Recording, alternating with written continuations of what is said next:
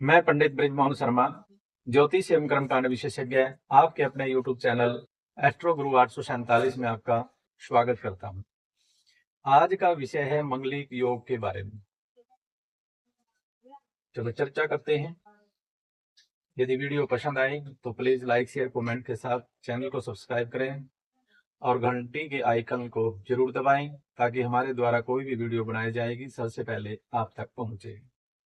तो आज का विषय है मंगलिक योग को लेकर के। मंगलिक योग किन स्थितियों में खत्म हो जाता है और किन स्थितियों में खत्म नहीं होता। तो ये है हमारी किसी जातक की जन्म कुंडली।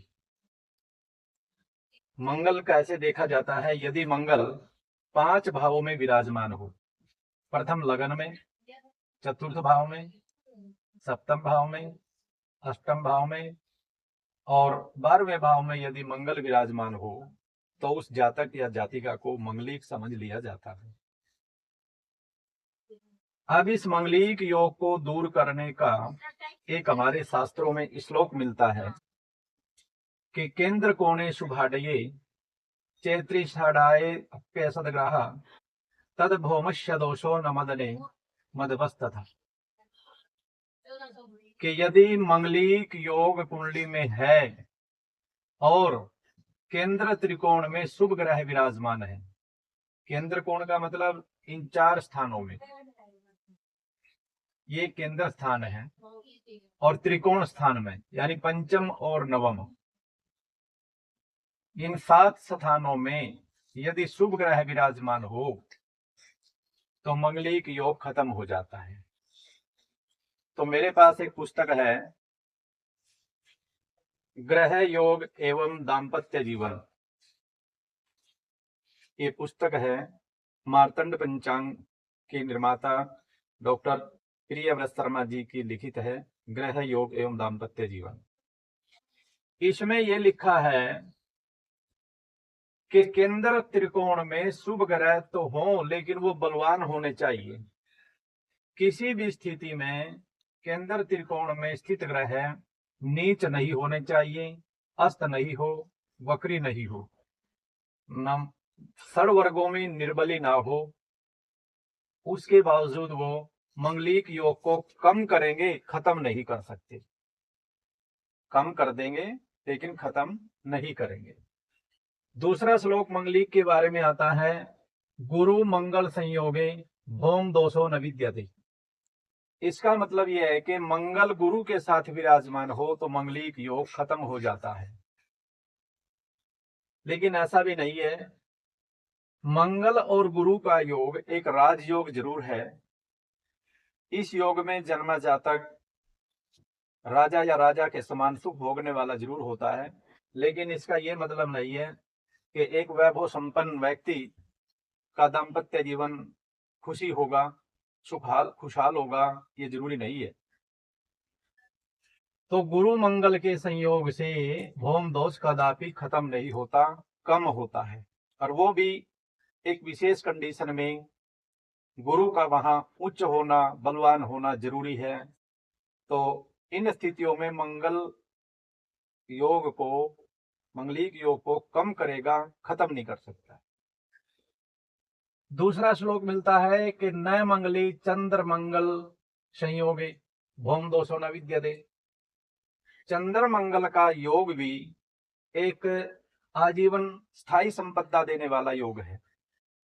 इसे ये नहीं कहा जा सकता कि इस योग में मंगलिक योग खत्म हो जाता है। ये सब श्लोक रद्दी की टोकरी में डालने योग्य है। दूसरा श्लोक आता है, न मंगली मंगल राहु योगे।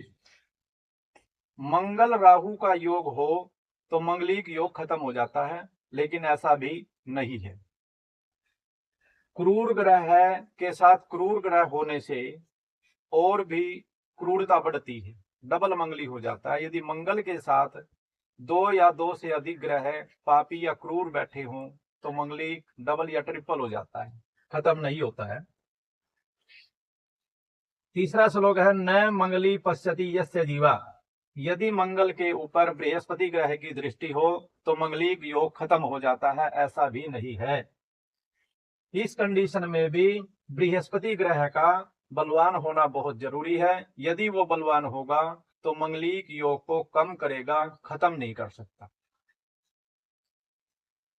तीसरा है कि केंद्र नय मंगली केंद्र गति चंद्रे, यदि केंद्र में चंद्रमा विराजमान हो तो मंगलिक योग खत्म हो जाता है, लेकिन ऐसा भी नहीं है। ये भी रद्दी की टोकरी में डालने लायक श्लोक है। तीसरा है चंद्र भिर्भु द्वितीय, यदि द्वितीय भाव में चंद्र और शुक्र का योग हो तो मंगलिक योग खत्म हो जाता है। यह ठीक है कि द्वितीय भाव परिवार का भाव है, यदि इस भाव में शुभ ग्रह बैठे हों तो गृहस्थ जीवन को खुशी जरूर बनाते हैं, खुशहाल बनाते हैं, सुखी बनाते हैं, लेकिन इसका ये अर्थ नहीं है कि मंगलिक योग खत्म हो जाएगा, क्योंकि यहाँ बैठा हुआ चंद्र और शुक्र अष्टम भाव को देखेगा, पति पत्नी को सुख प्रदान करेंगे, लेकिन मंगलिक योग खत्म नहीं होगा।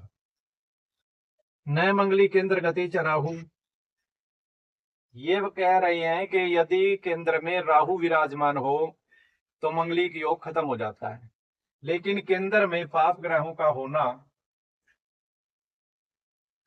अरिष्ट की निवृत्ति नहीं, वृद्धि करते हैं। इसलिए मंगल और राहु का संयोग कभी भी मंगलिक दोष को खत्म नहीं करता और वृद्धि करता है, डबल मंगली हो जाता है। और यदि 27 गुण या इससे अधिक मिल जाते हैं तो कुंडली मिलाने की भी आवश्यकता नहीं होती, मंगलिक दोष नगण्य हो जाता वहां। फिर मंगलिक दोष का विचार न करें यदि 27 गुणों से अधिक है तो। ऐसा ये दाम्पत्य ग्रह योग एवं दाम्पत्य जीवन पुस्तक बोल रही है। एक श्लोक हो रहा है, अजय लगने वय चापे पाताले वृश्चिके कुजे ध्यूने मृगे घटे चाष्टो भौम दोषो न विद्यते। कहता है अभी मेष लगन में यदि मंगल विराजमान हो तो मंगलिक योग खत्म हो जाता है, बिल्कुल खत्म हो जाता है, ये बात बिल्कुल पूर्ण सत्य है। और वृश्चिक राशि का मंगल पाताले वृश्चिके कुजे, वृश्चिक राशि का मंगल यदि चतुर्थ भाव में विराजमान हो तो मंगलिक योग खत्म हो जाता है, ये भी बात सत्य है, क्योंकि मंगल स्वगृही अवस्था में है।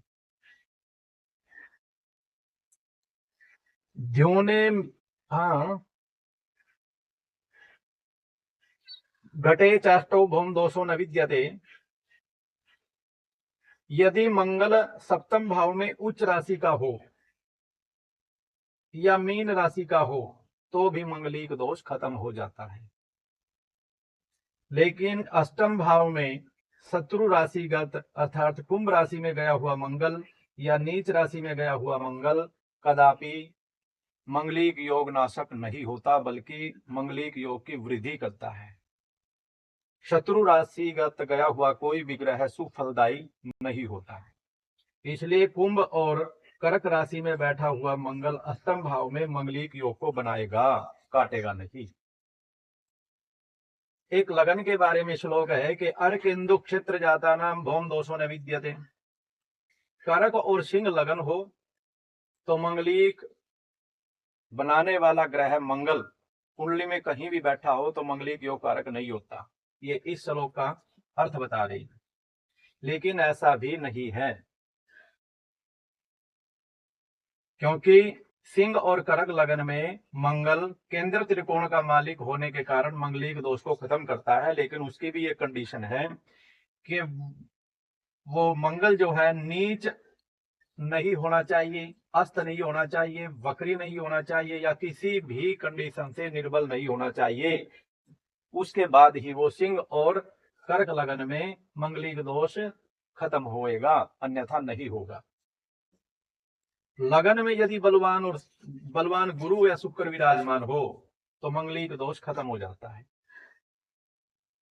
एक श्लोक हो रहा है मूर्ख चिंतामणि का है ये, द्वितीय भौमस्तु युगम कन्नयोर विना चतुर्थ भौम दोषस्तु मेष वृश्चिक कयोर विना सप्तम भौम दोषस्तु नकर कर्कट कयोर विना अष्टमे भौम दोषस्तु धनुर्मीन कयोर विना कुंभ सिंह न दोष स्यात् भौमस्यति मनीषिणः।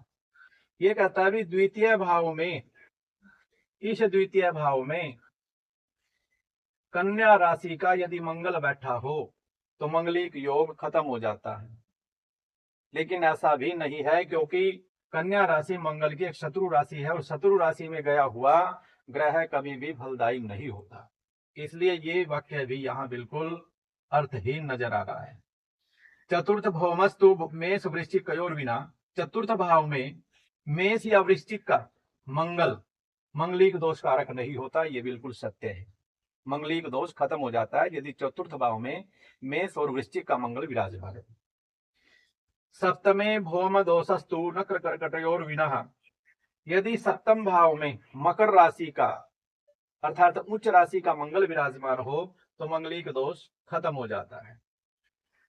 अष्टमे भौम दोषस्तु धनुर्मीन कयोर विना, यदि अष्टम भाव में मित्र राशि यानी धन और मीन राशि का मंगल हो तो भौम दोष खत्म हो जाता है। कुंभ सिंह न दोष स्यात् भौमस्यादि मनीषिणः, ये कहता है भी सिंह और कुंभ राशि का मंगल कुंडली में कहीं भी विराजमान हो तो मंगलिक योग खत्म हो जाता है, लेकिन ऐसा नहीं है।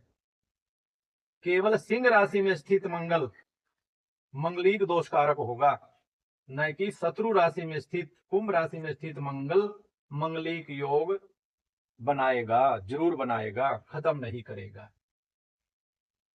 तो ये थी आज की मंगलिक योग से संबंधित जानकारियां। तो यदि वीडियो पसंद आई तो प्लीज लाइक शेयर कमेंट जरूर करें। जय श्री राम।